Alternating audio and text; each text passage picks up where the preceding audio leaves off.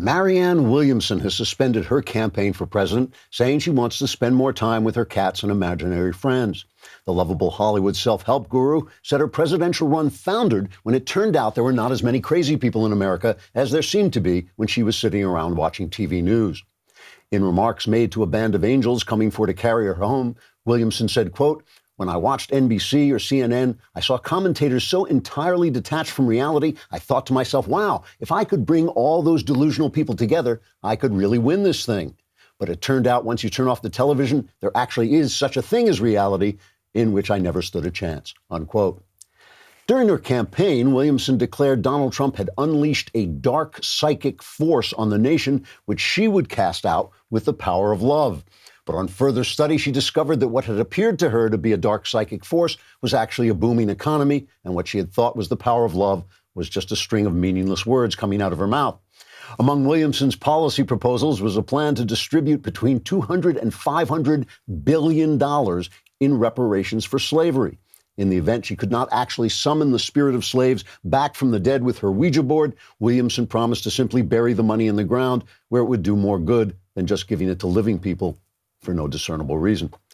One of the highlights of Williamson's campaign was the time she was caught on a hot mic expressing surprise at the fact that though she was a lefty, conservatives were nice to her, whereas left-wingers were vicious and lied about her all the time and actually seemed as godless as the right says they are.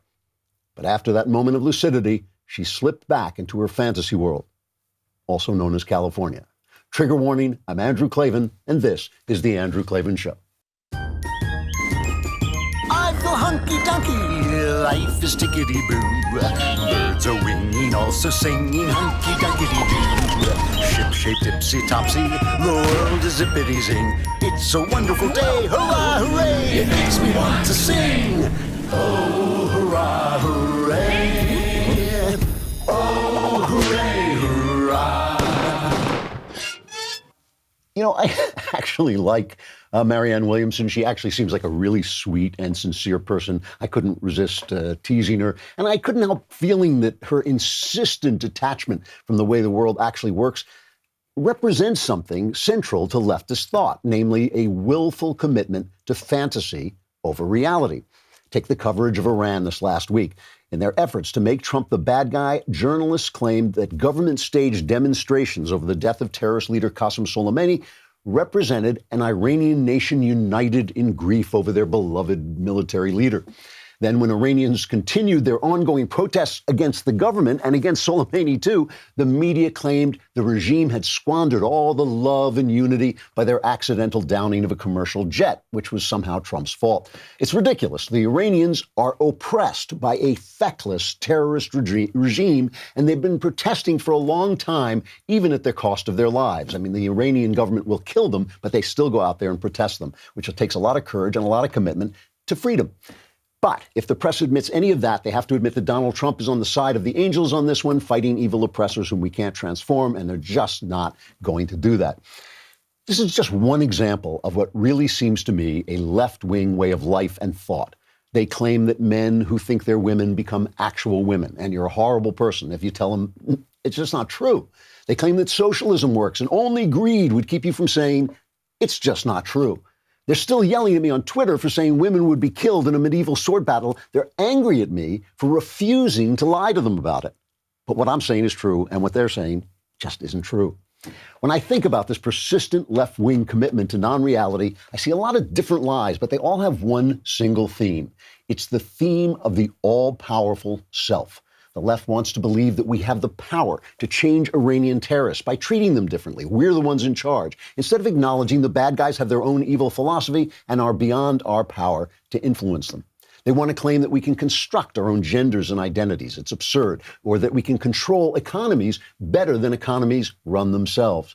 They want to think that we can do whatever we want despite our obvious limitations. Even their climate change hysteria is based on the weird idea that if we will just dismantle the human project, the weather will forgive us and change its ways. We're even in control of nature. All this is actually frighteningly predictable. Plato's Republic was written in 375 BC. Now, I worked this out with a calculator. That turns out to be nearly 2,400 years ago, a long time ago. But in Plato's Republic, Socrates explains how democracies become tyrannies. He says, in democracies, freedom becomes a goal in itself. It really gets elevated to the main goal, and any restraint on personal desire begins to seem unfair and oppressive. Each individual must be able to do exactly what he wants, and that leads to chaos, and ultimately only the state can control that chaos. So a tyrant arises and says, I'm going to make everything better, and democracies collapse into tyranny. The fantasy of absolute freedom and the all-powerful self leads to the death of freedom and selves who have no power at all. The reason the founders knew our Constitution was made only for religious people is not because religious people will get told what to do and people wag their finger and say you're going to go to hell. It has nothing to do with that. It's because understanding that you are a creature, which means a created being, entails understanding that you were created with a purpose outside your own desires. And that requires you to curtail your own desires in favor of virtue. In fact, that's what virtue is. It's curtailing your desires. Only virtuous people can be free. Only people who know the truth can be virtuous. Shapely knucklehead Alexandria Ocasio-Cortez once said, there's a lot, that's her profession actually, shapely knucklehead. She said, there's a lot of people more concerned about being precisely, factually, and semantically correct than about being morally right. And I hope that's true. She's never said anything true before, but I hope that that, at least, is true. We will talk about all this more in just a few moments. You know, yesterday, I'll talk about this later. Yesterday, I went to the Critics' Choice Awards, and it was kind of funny because I'm surrounded by big-time celebrities, really beautiful. The women who work in show business are so beautiful. The men are good-looking. Everybody looks great. And some guy came up to me and wanted to take a selfie with me. And I said, dude, I'm the least famous person in the room. But he turned out to be a conservative and wanted to take a selfie with me, which happens kind of often, which is strange for me because I'm a writer who used to being alone in a room, and it means I have to smile on camera. And you can't smile on camera unless you have confidence in your smile, and you can't have confidence in your smile if your teeth stink. And that is why there is Candid Company, Candid.co. If you're unhappy with your smile, if you're tired of feeling self-conscious in photos, make this the year you straighten your teeth with Candid. Candid delivers clear aligners directly to you and straightens your teeth for 65% less than braces. Unlike braces, Candid clear aligners are comfortable, removable, and totally invisible, so you can transform your smile without anyone noticing a thing. Plus, you never have to set foot in a doctor's office or waiting room. Your treatment is prescribed remotely by a licensed orthodontist, and Candid delivers everything you need right to your door. Candid only works with orthodontists, never general dentists. That means your treatment will be designed by an expert in tooth movement with 20 years of experience on average. So, are you ready to take the first step towards straighter teeth? For a limited time, you can get started with $75 off by using code Klavan at candidco.com/Klavan. That's candidco.com/Klavan. Wait a minute.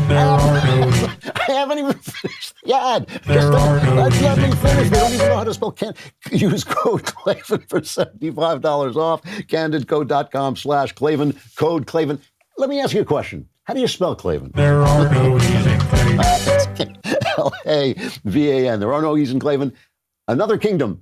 One coming up on the final episodes. That's the new one released today for everyone. If you were a subscriber, as you should be, you could have gotten it on Friday, but you can get it now for everyone. This is really good stuff. We are just so proud of what we've done, and you'll want to hear it, I know. So take a listen. T.S. Eliot, poet, he says, humankind cannot bear very much reality. And this is what I'm thinking about, at least the left. I think sometimes it's true of the right, too. And I'm going to talk more about the way we hide from reality. But there are protests going on in Iran. Yes, in the wake, it was inspired by the fact that they admitted after 3 days that they had accidentally shot down this Ukrainian plane, killing many Iranians. But they're shouting death to the leaders. They're shouting Soleimani was a killer. They're shouting it's not the United States who is the devil. Trump sent out a tweet in Farsi. This is what he said. He said, to the brave and suffering Iranian people, I have stood with you since the beginning of my presidency, and my government will continue to stand with you. We are following your protest closely. Your courage is inspiring. After just 1 hour, the tweet had received over 100,000 likes. It has since more than doubled that number. It is the the most popular tweet, I think, in Farsi, at least by an American. They are desperate to have our support. Remember that Obama withheld support when they tried to rebel last time because he wanted to make that deal with the mullahs to let them get nuclear power while we gave them money. Strange deal, but that was apparently what he wanted to do. He thought that he was going to transform them. He thought he was going to bring them into the community of nations. He doesn't understand, A, there is no community of nations, and B, people have their own motivations. They have their own philosophies. They have their own way of looking at life. You want multiculturalism? That's multiculturalism. Their way of looking at life, the people who run Iran have an evil way of looking at life, and so they're going to do evil things, and all we can do is try and stop them and help the Iranian people overturn them if we can. So what I want to look at, that's the truth of what's happening in Iran, and now I want to look at the lies the media is telling about it. Just let me start with this little clip between Robert O'Brien, the National Security Advisor, and Chuck Todd, who is, this is on NBC, where they, covered up the Harvey Weinstein story, killed the Harvey Weinstein story, because they were so busy protecting Matt Lauer, who was doing all the same things that Harvey Weinstein was doing at their media session. So they have no moral standing whatsoever. But Chuck Todd, who is a stone Democrat, just a Democrat spokesman, that's all he does, and cannot believe that people don't trust the news media. He doesn't understand it. And he's sitting, and he's a fierce defender of this dishonest news media, where they covered up for Harvey Weinstein because they were covering up for Matt Lauer, and where they just had this Democrat, stone Democrat, his wife has run for Democrat office, on Meet the Press, which is one of our key news shows, selling anti-Trump Democrat propaganda instead of the truth. And he's baffled. So here's Robert O'Brien explaining the situation, that there are these protests going on. At Newsbusters, they say ABC spent more time on the Royals and Oscars than on the anti-regime protests in Iran. And Robert O'Brien makes that point, and listen to Chuck Todd's reaction. Right now, we've got a maximum pressure campaign that is strangling the regime. Their economy is contracting dramatically. The people of Iran are upset. They're protesting. They have been protesting for some time. They've been brutally put down in Tiananmen Square-style massacres that the press has not been covering. And we think the regime is in real trouble. Not to sit here. Press does everything it can to cover. It is a very difficult country to cover. It is, okay? Because this is not a press trying to omit things here. I'd like not that to be a shot at us. You are fake news. You are fake news. So let's do a little fact check on this. Here's a Grabian montage. They do the best montages, I think. And they have a montage. And you're going to have to use your imagination if you're listening to this, because if some of this is visual.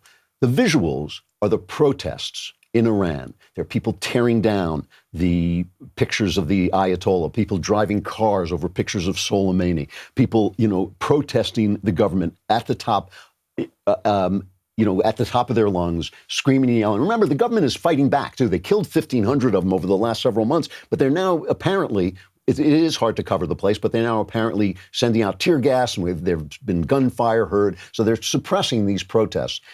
Here is the way. At the same time, they're showing these visuals. Here is the way the news media covered Soleimani's death and the government-backed and staged demonstrations of mourning that were put on there. Qasem Soleimani was no ordinary general. In Iran, he was a national hero. He was a war hero, the commander of Iran's feared Quds force. A revered figure in Iran. It's difficult to convey how revered he is in Iran. I was trying to think of somebody, and I was thinking of de Gaulle. Princess Diana died, for example. There was a huge emotional outpouring. Elvis Presley in our culture. It turns out that this general we killed was a beloved hero. He's regarded as personally incredibly brave. The troops love him. I have been in the midst of anti-American protests in Iran before, but nothing like this. Thousands of mourners on the streets in Iran, weeping. The crowds are massive and emotional. There are many tears here. He is think of the French Foreign Legion, if you will. Smart, charismatic, ruthless, strategic, and bold. His power made Iranians proud. Come on. Come on, man. While these people are saying this, they're playing in the background, just as a counterpoint, people tearing down Soleimani's pictures, the real people, the protesting people. And are they coming out en masse like they did when the government ordered them to? Of course not. They're getting shot at and tear gassed. They're afraid. They should be afraid. But the fact that people are coming out at all and saying this stuff is just just shows you how committed they are to being free, to getting rid of these people who have no care for them. They have a care for their revolution that they're trying to spread throughout the Middle East. They have a care for their own power. They have a care for their sick version of Islam, their radical Islam that they want to impose on people, and which only spreads death and oppression wherever it goes. And this is what the people are fighting against. And Chuck Todd later in this interview, he says, there's no difference. There's no difference between the Iranian government and what's called the Revolutionary Guard, which is their terrorist arm, which is what Soleimani was running. It is a government agency. It's the same thing. The government is running the Revolutionary Guard. So Chuck Todd said, well, if it's just the government, then they're not terrorists, they're a government. He can't understand that a government could be a terrorist entity. They've been declared terrorists. Anyway, here is O'Brien explaining things to Chuck Todd.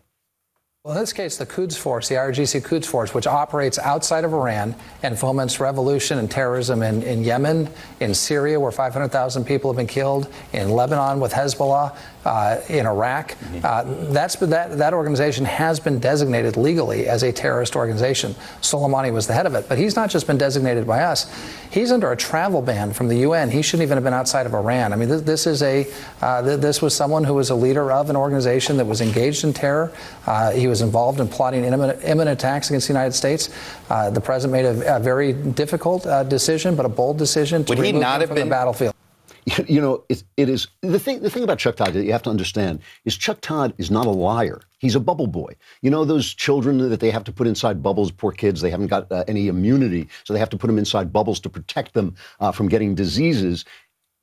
They basically have to put Chuck Todd in a bubble to protect him from the truth. And all of these people are in a bubble. All of them know. None of them know what we're talking about. They're not listening to this show. They don't know what I'm talking about. They don't listen to Rush Limbaugh. They hear little things that are pulled out of Rush Limbaugh and sent to them to make them hate Rush Limbaugh. They never listen to the right. They do not know the right exists. They think that the right is basically just on a spectrum with guys like Richard Spencer who are hating black people and hating Jews and all that. They do not know what we are saying. They really have no idea. And so they think like, well, anything we're doing is justified by Donald Trump. The New York Times had a wonderful headline this morning. I just love this. They had this. This thing has been a major win for Trump. It has been a major win for Trump. And they're trying to say, well, he had different reasons for saying why he launched the attack. And there's different reasons where they were going to attack one embassy, or they were going to attack 4 embassies, or that he was just a terrorist. I mean, they're all the same reason, really.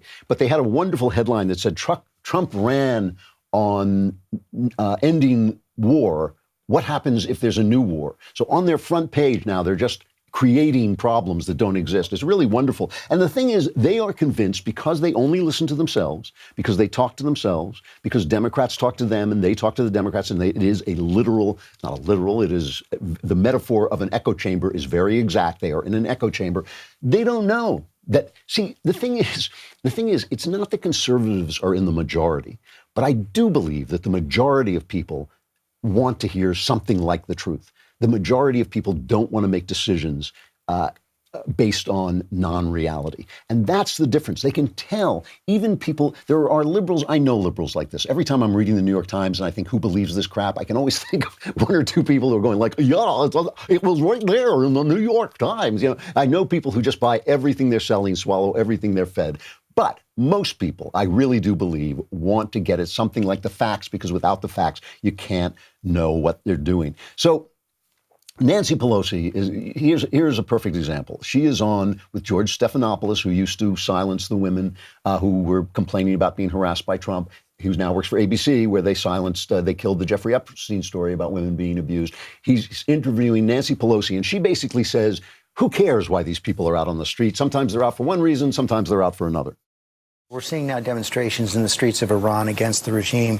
Do you support those protesters, and would it be a good thing if they brought the regime down? Well, the protesters are protesting, as I understand it, this brand of protesters, about the fact that plane went down, and many students were on that plane, and these are largely students in the street. I think the Iranians should have not had commercial flights going off when there was. They're calling out the regime for lying. They're saying death to Khamenei as well. Yeah, well, whatever it is. But the fact is this: there were protesters in the streets before against the regime. After the taking out of Soleimani, there were protesters in the street joined together, as you know, against us. That wasn't good.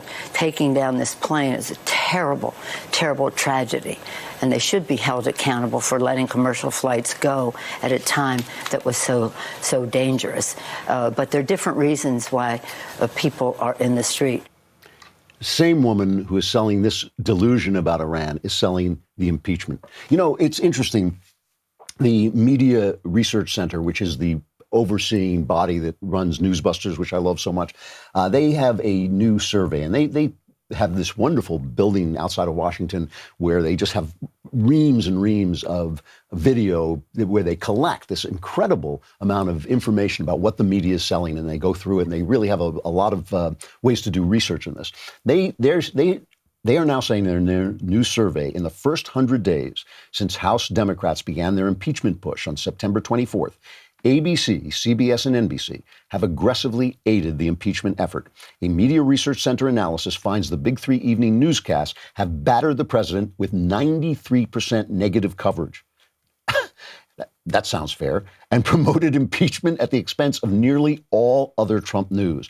At the same time, the broadcast networks donated at least 124 hours of wall-to-wall live coverage as they preempted regular programming in favor of House Democrat-led impeachment activities. And you know what, of course, the Democrats and the media, but I repeat myself, you know what they would say? They would say, well, this is historic. They always say this is historic. It's a wonderful word because they use the word historic as praise, but they can always say, well, it's not really praise, it's just historic. But they say it's historic. But is it really historic? I know that only a few presidents have been impeached, but in the last few years, both Clinton and Trump have been impeached. So it's actually become used now as a tool, as a political tool. So it's really not as historic as it looks. They go on to say, on the other hand, the network's frenzy over impeachment has meant the Democratic presidential candidates have been barely visible on the evening newscast. And you think that is unintentional, but of course it's not unintentional. Their candidates stink, and they want to cover them up as much as possible.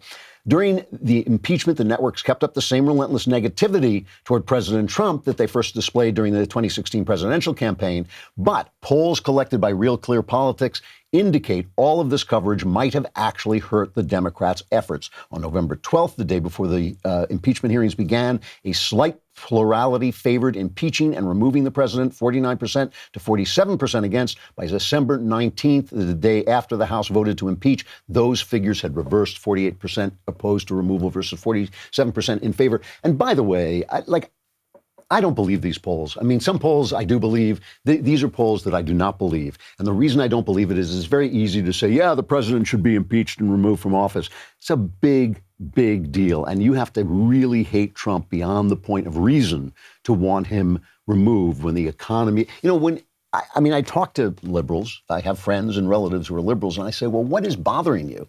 And it's always personal. It's always the fact that they don't like Trump. And I understand not liking Trump. I think there's a lot of reasons not to like Trump. I think that if you talk about him personally, it's one thing.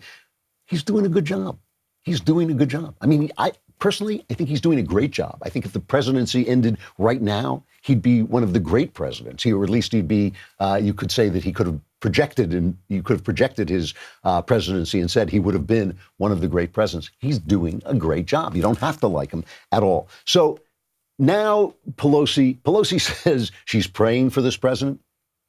I have to tell you that when the Media Research Center says that the press is covering this impeachment trial, is just blanket covering this trial, that's what the Democrats want. They want to stain this presidency. And if you don't believe me, Nancy Pelosi, who said she prays for the president, here she is praying for him on ABC out loud. This is cut 2. But again, it's Sunday morning. Let's be optimistic about the future, a future that will not have Donald Trump in the White House. One way or another, 10 months from now, we will have an election if we don't have him removed sooner. But again, he will be impeached forever. Forever. Forever. Forever. Forever.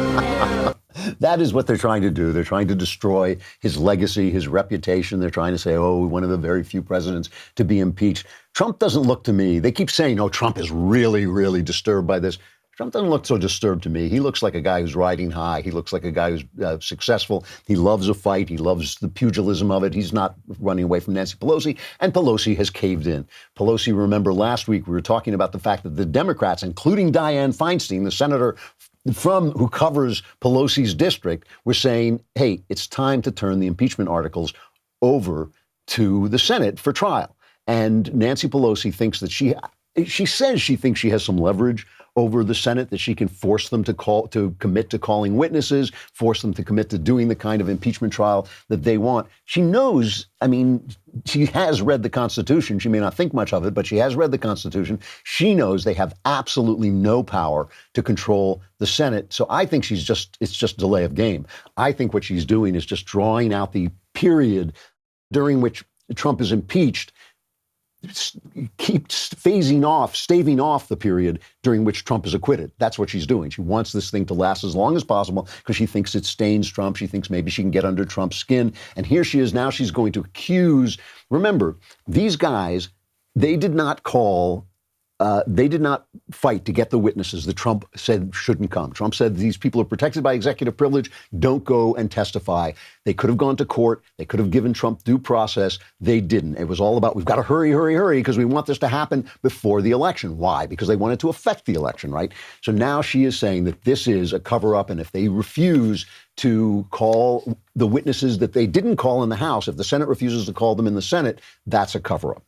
Very unusually, the leader of the Senate, Mitch McConnell, has signed on to a resolution to dismiss the case.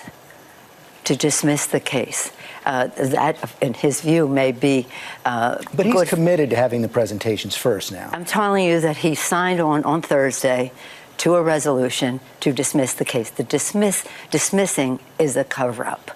Dismissing is a cover-up. If they want to go that route again, the senators who are thinking now about voting for witnesses or not, they will have to be accountable for not having a fair trial. So here is Mitch McConnell on the floor of the Senate telling basically Nancy to get stuffed.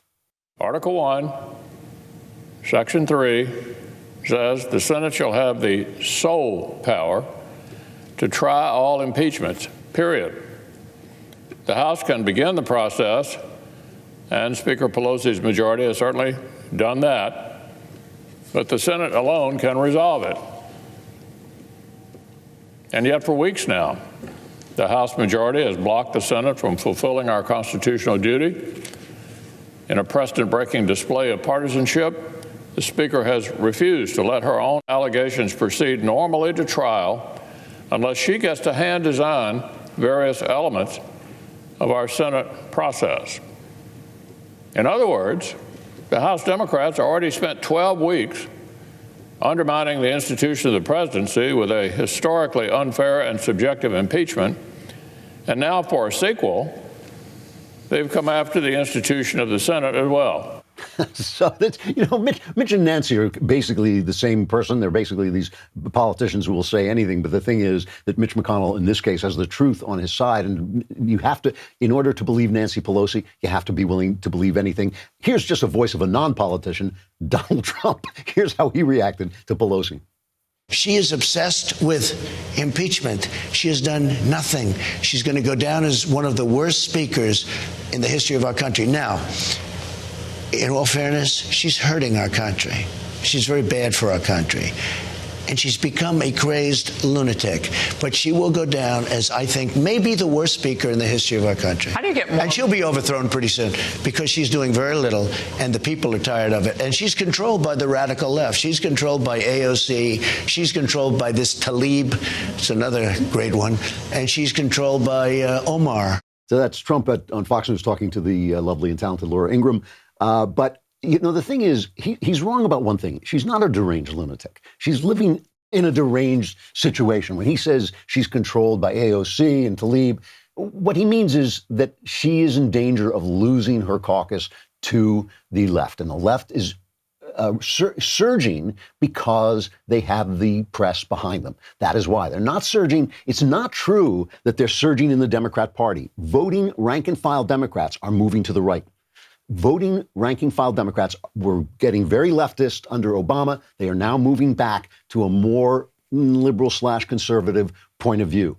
Nancy Pelosi is not fighting with her voters. She wants to serve her voters, but she has to serve the left because the left has the echo chamber of the press. It is this world of lies, and that's why they live in that world of lies, because it emphasizes absolute freedom. Absolute freedom means we need stronger government. They want that stronger government in there, and so they love the lies. We got to take a break from Facebook and YouTube. Come on over to dailywire.com and subscribe. You can get Another Kingdom earlier. You can get, well, I mean, if you get the right subscription, you get the Leftist Tears Tumblr. I need say no more. That is what you want. You want that Leftist Tears Tumblr. I make these myself in my workshop in the basement of this building. Actually, you who are not in California don't know that there are no basements in California buildings. I always am writing fiction that takes place in California. I have to remember not to put basements in them.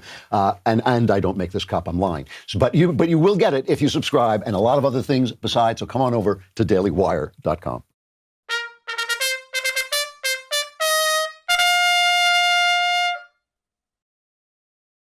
So here's my question, and it really is the big question. Do Americans in general want to live in reality? Do we want to know the truth? This thing about the self, when I talk about the all-powerful self, that I can be whoever I want to be. I can be a woman if I want to be a woman. If I'm a woman, I can punch a man in the face and he's going to go flying just like he does in the movies. If we just change our ways, the Iranians will change their ways. This all-powerful self, this idea that anything that restrains your desires, and to be the all-powerful self, your desires have to generate meaning, right? The meaning of your life has to be generated by your desires, not your high desires, not your desires to say, fulfill the reason you were created, to fulfill your meaning in God's mind, but your basic desires. If you can just get enough money and enough food and enough sex, boy, oh boy, your life is going to be happy, and then you're going to kill yourself because it's all meaningless. But that's the idea. The idea is this all-powerful self. And I say this as somebody who has benefited in a way from that point of view, because I'm somebody who broke away from his tradition. I grew up as a secular Jew and I became a Christian. I had to break away from my parents to establish myself because my parents were not constructive people, let's put it that way. They were not conducive to having a full and happy life. So I had to do that. So I benefited from that situation. And it is true that the rare person who can be self-shaping and find a way to serve God through himself, that person can break away from all the traditions that are left behind. But there's a reason that one of the 10 commandments is honor your father and your mother. It is to honor the traditions that make you who you are and make you what you are. And only by forgetting those traditions, only by ignoring the facts, can you live as a completely free person and ultimately lead, if everybody does it, you lead the country into chaos.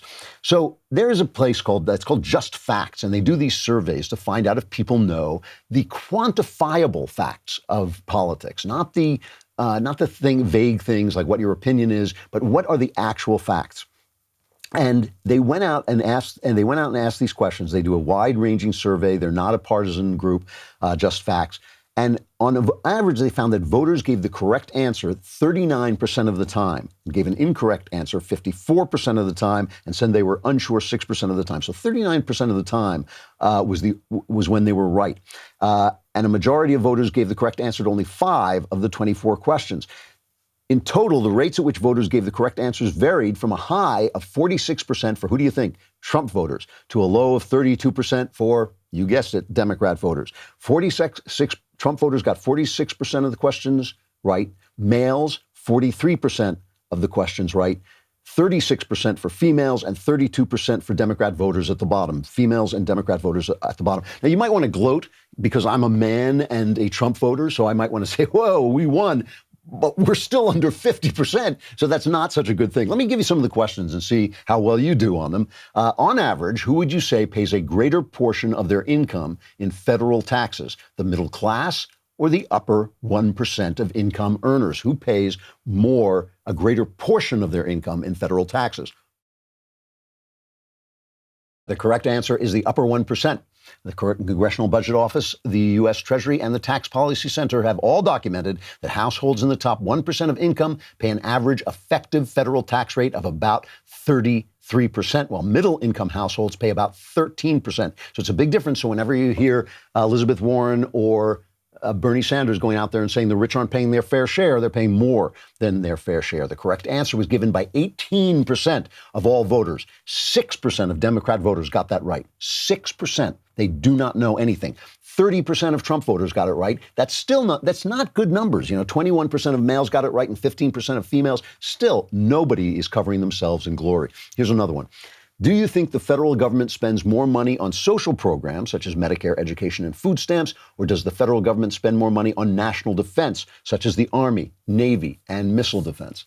I'm sure many of you know the answer to this. I hope many of you know that it's social programs. In 2018, 62% of federal spending was for social programs and 18% was for national defense. That is a big, big difference. And you wonder, because I know sometimes you see these pie charts where it seems like we're spending more on the military, but that is because the money that goes to social programs is sometimes entitlement funds. They can't change it without a major vote, without changing the law. And so they don't count it as federal spending, but the money goes to social programs. Correct answer was given by 36% of all voters.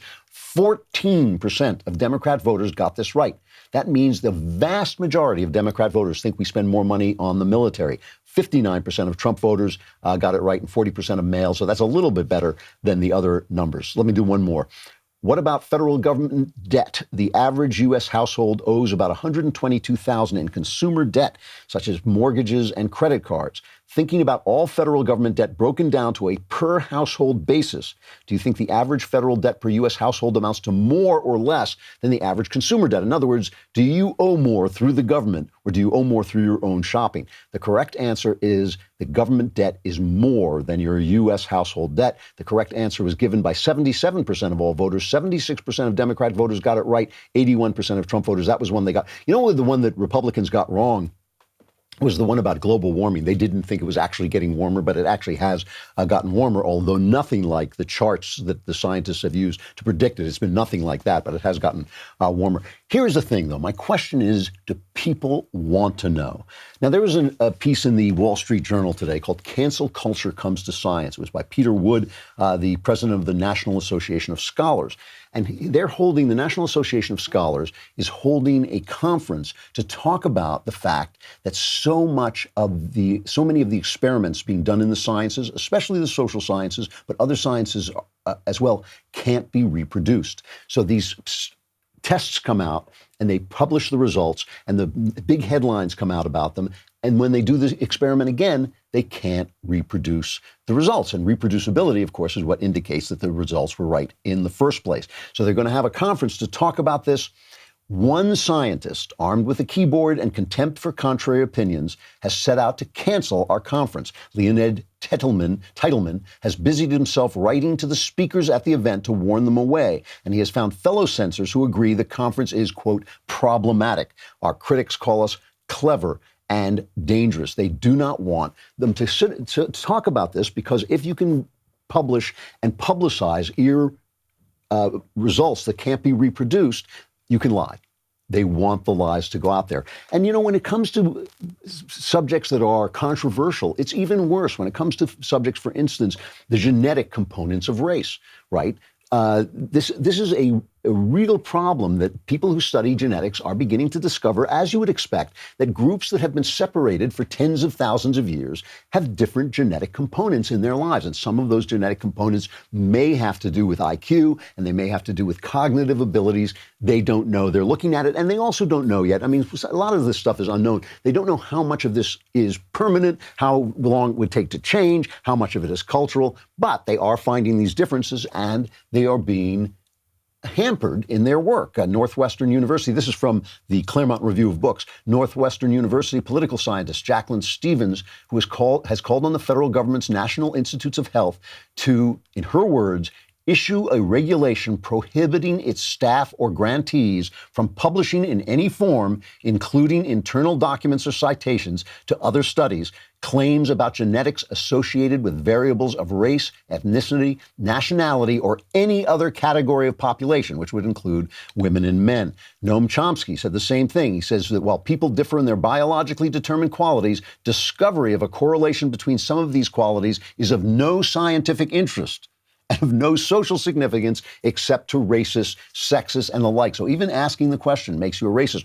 Even Sam Harris, who is not a stone liberal, but he's the big atheist guy, very intellectual guy, he said, he was talking to Dave Rubin, I think, and he said if they found an acquisitive gene for Jews, this is what he said, if you found that there was a greed gene for Jews, he doesn't think that that would be useful. He thinks it would be bad for people to know this. I completely disagree. I believe, as I say again and again, because Jesus said it, it's the truth that sets you free. It's the truth that sets you free. And you see, if you have an idea of God and you have an idea that people are made in the image of God, it ain't going to matter too much about what they find out about genetics. You are going to still have to treat people as if they were your brothers made in the image of God, as if they were made by God for a purpose, as if that purpose were important to God. You're going to have to treat them that way. They are immortal beings. Your friend, that guy who's sitting next to you who's annoying you on the bus, an immortal being. That guy that you don't like because he looks different than you, an immortal being. You're going to have to treat people that way. It's only when you want to be utterly free, it's only when you want yourself to be the guide and the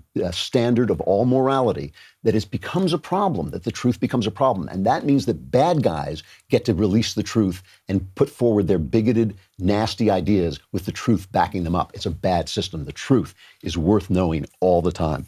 All right, a final reflection. I was at last night, Christian Toto, the critic. He has his website, excellent website. You should check it out, Hollywood in Toto.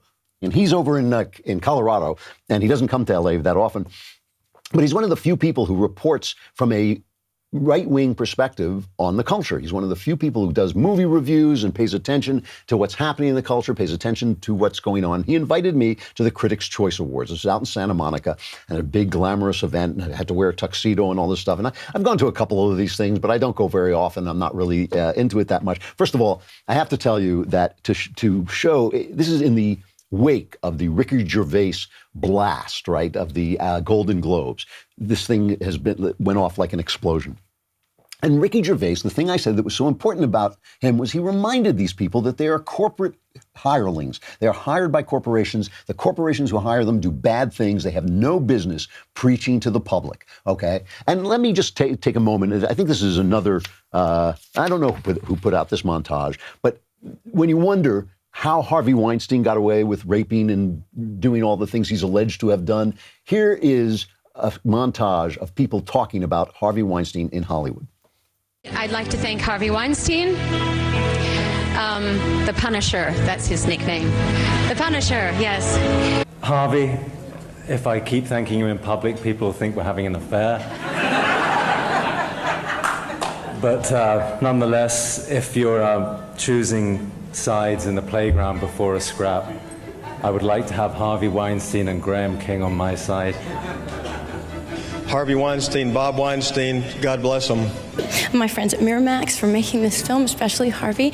And Harvey, thank you for killing whoever you had to kill to get me up here today.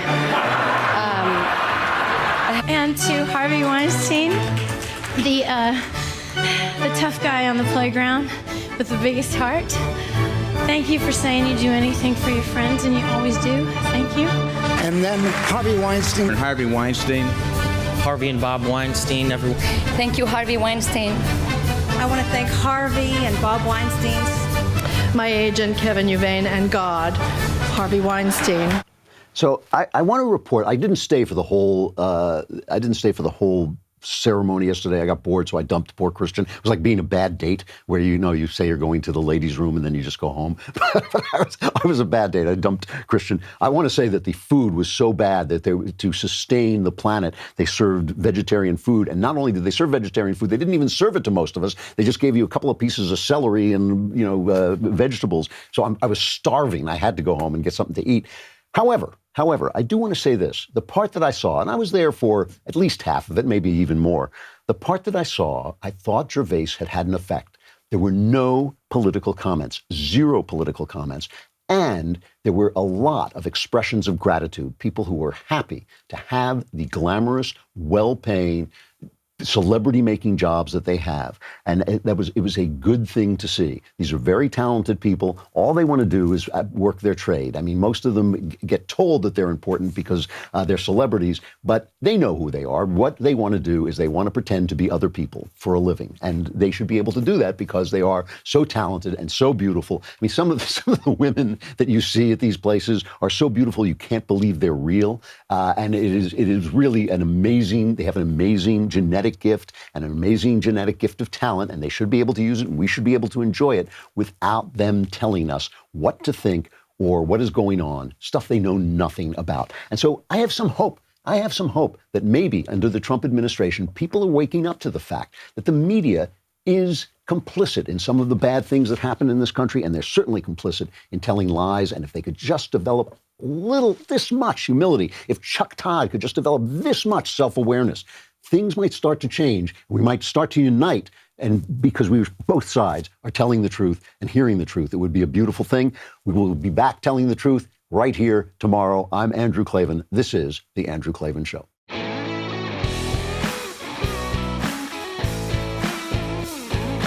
The Andrew Klavan Show is produced by Robert Sterling and directed by Mike Joyner. Executive producer, Jeremy Boring. Senior producer, Jonathan Hay. Technical producer, Austin Stevens. And our supervising producer is Mathis Glover. Assistant director, Pavel Wydowski. Edited by Adam Sayevitz. Audio mixed by Robin Fenderson. Hair and makeup is by Jesua Alvera. Animations are by Cynthia Angulo. Production assistants, McKenna Waters and Ryan Love. The Andrew Klavan Show is a Daily Wire production. Copyright Daily Wire 2020. If you prefer facts over feelings, aren't offended by the brutal truth, and you can still laugh at the insanity filling our national news cycle, well, tune in to The Ben Shapiro Show. We'll get a whole lot of that and much more. See you there.